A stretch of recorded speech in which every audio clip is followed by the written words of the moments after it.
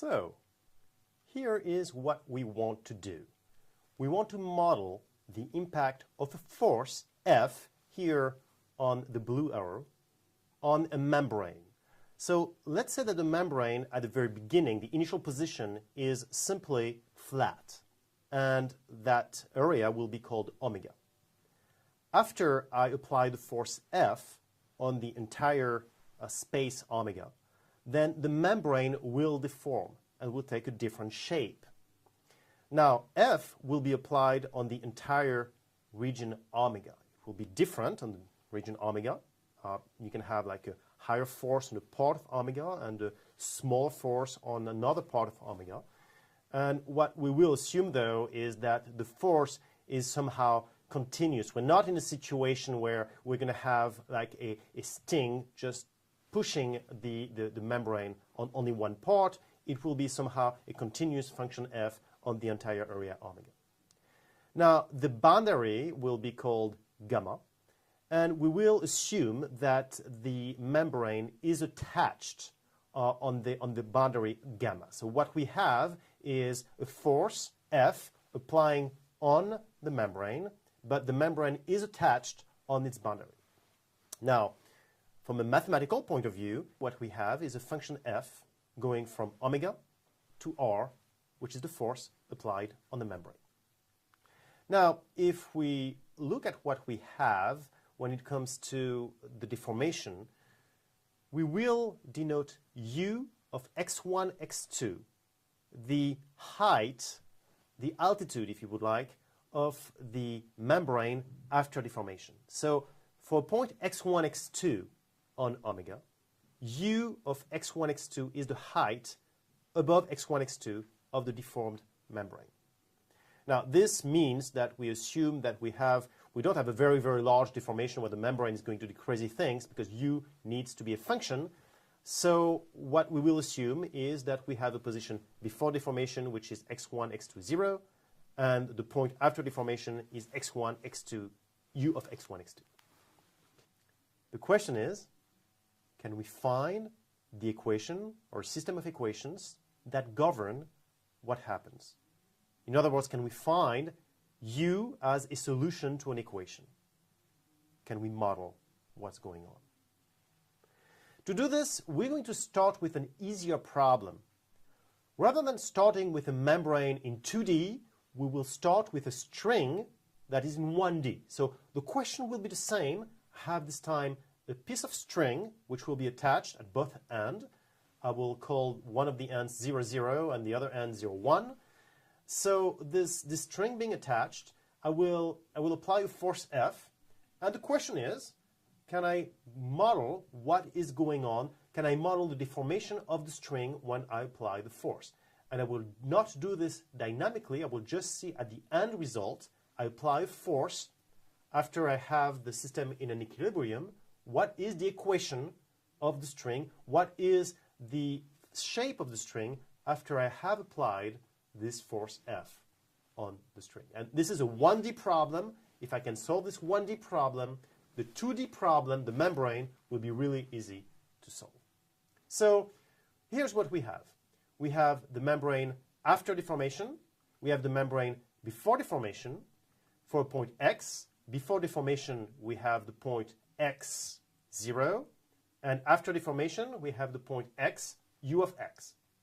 Okay? So what we're going to do is look at what's going on here at U of X. Let's do this. So I'm going to zoom in. And if I zoom in, what I will see is something that really looks like a line, as you know from calculus. So I have like a line. I have U of X above X. And by the way, if you do calculus, you know that the slope of this line is really the derivative of U at that point. But this is something we'll talk about a few minutes later. So I have X, I have U of X, and I will choose H, a very, very small number, and I will look at what's going on at X plus H. X plus H, I will have the position U of X plus H, which will be above, and I would like to see what is what are the forces applying to our system at this point. What we will have is the tension at u of x pulling the string in one direction. We will have the tension at u of x plus h pulling in the other direction. And in between x and x plus h, we will have, well, the force F will be applying to our string. So here's all the forces applying on our string here between x and x plus h. And we also have to mention that we have the angle alpha of x at u of x. Before we go any further, I would like to stress something here. It looks like a line, but it's really not a line. It's a little bit curved. So the angle at x ux is alpha of x, but the angle at x plus h, u of x plus h, is alpha x plus h. It's not exactly the same. If you look at this graph, you're going to see it's the same just because it's really close, but it's not the same. So I just wanted to stress that the angle at x plus h and the angle at x, alpha of x plus h and alpha of x, are not exactly the same. Now, because of all these forces applying to our string, I can use Newton's law to see what we have. We have the tension, negative t sine alpha x. That's the part of the tension applying on the y-axis. So with a little bit of trigonometry, I can actually see that the part on the y-axis is negative t tension sine alpha of x. Then I have something that has to do with the force, and I will discuss this in 1 second. And then I have t sine alpha x plus h, which is the tension on the point x, u of x plus h.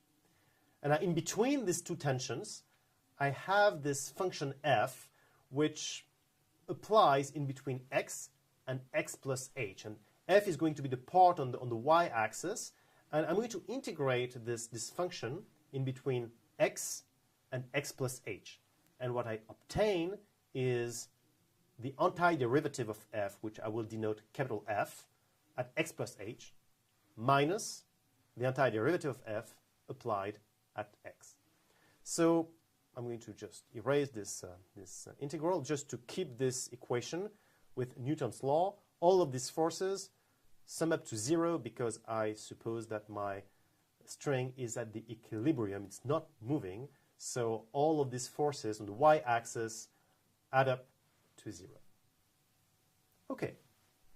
Now, look at u of x plus h minus u of x divided by x plus h minus x, also called h. If you took trigonometry, you can verify that this will be the tangent of the angle alpha x. And if you take h to 0, then what you will see is that you get u prime of x equals tangents of alpha x. And again, this time if you took calculus, you know that the derivative tells you about the slope of the tangent line to the curve, and this is why this is what we have here.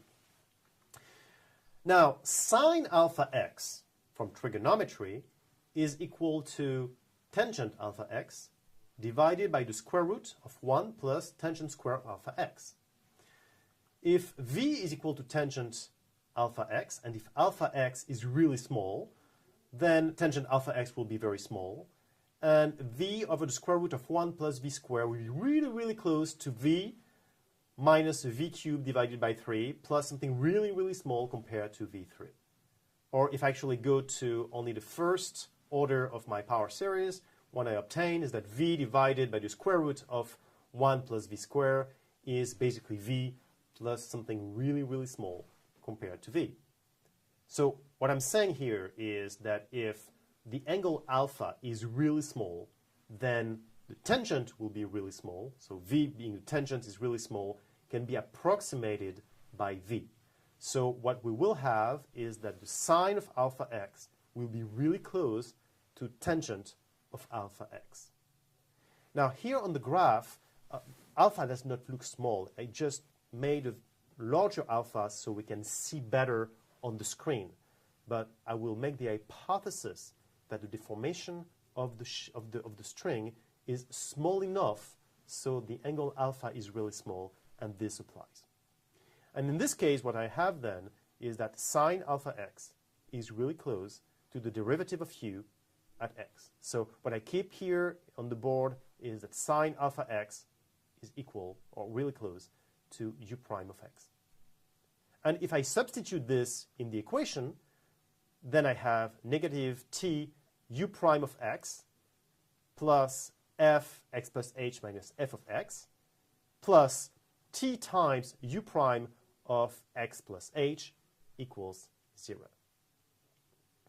From there, I can group the terms u prime x plus h minus u prime of x, and I can group the terms f x plus h minus f of x, and the whole thing is divided by h, and I can take h to 0 and obtain t times the second derivative of u plus f equal to 0. Of course, the derivative of the entire derivative of f is f. So the model here will be, well, I can rewrite this with this notation, t, the second derivative of u with respect to x, plus f of x equals 0. And as we said, the string is attached at both ends, so u of 0 is equal to 0, and u of 1 is equal to 0. So here is a model of a string.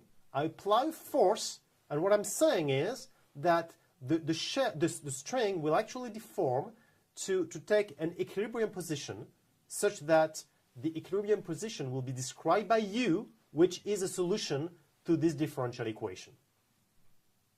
Now, if I want to go from a string to a membrane, when I don't have much to do, I can do exactly the same kind of reasoning.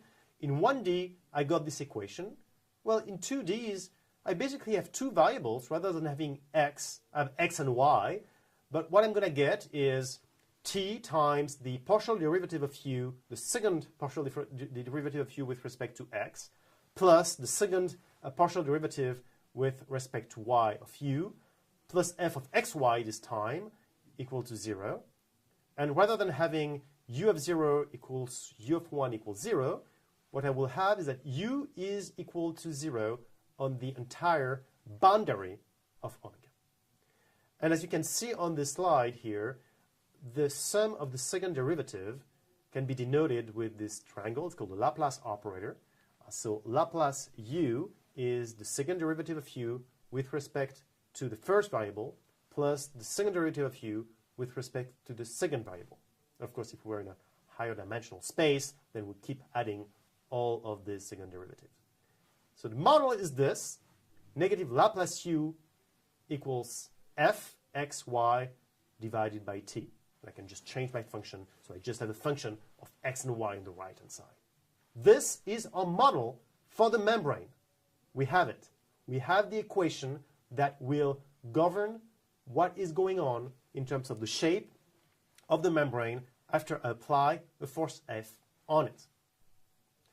Now, I made a few hypotheses. And of course, it's normal, it's a model. And the model is always a simplification of reality. By the way, Luc de Brabonder, who is a professor here at Central Paris, and who is going to give a class on this platform in a few months, says that a model is not true or false. The question doesn't make sense. A model is not true or false. A model is useful or not useful. And hopefully here, the model will be useful. The hypothesis I made is that, number one, the deformation is small. So even though on the graphs that I showed you, I kind of deformed the membrane or the string a lot just so we can see better, the membrane does not have a large deformation. Otherwise, alpha would not be that small and the approximation we made would not hold.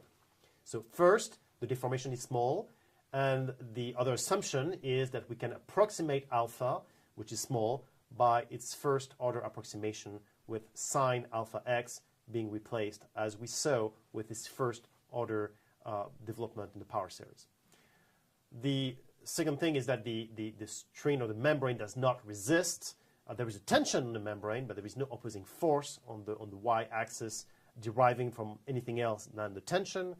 The deformation is elastic. If I just remove it, then the deformation, the membrane will go back to its original position. And of course, the string does not break. It's an hypothesis we're making. So with this hypothesis, we have a model. This model, we're going to study it in the next videos. So let's do this.